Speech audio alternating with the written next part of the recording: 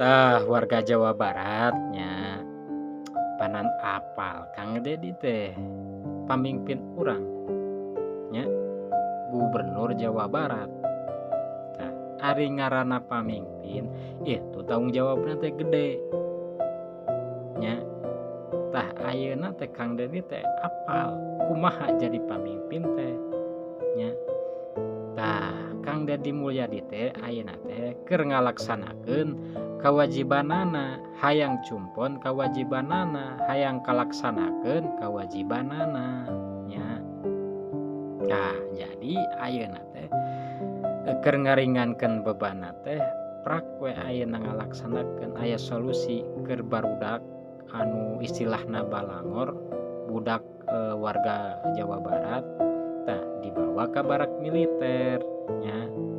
Tah eta teh solusi pikeun ngaringankeun beban Kang Dedi nya.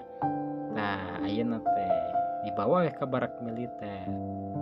Tah aya di jelema anu ujug-ujug ngalaporkeun Kang Dedi nya teu puguh-puguh kitu tah. Nyaho Kang Deddy Mulyadi teh keur ngalaksanakeun kewajiban, hayang ngalaksanakeun naon kewajiban supaya cumpon kewajibanana gitu nya. Tapi kalah ujug-ujug dilaporkeun. Tah eta teh jelema anu kitu teh geus katingali anu kitu teh. Nu kitu teh sifat boga rasa sifat ngewa, iri, dengki, hasut. Tah jelema anu kitu teh katingali kitu.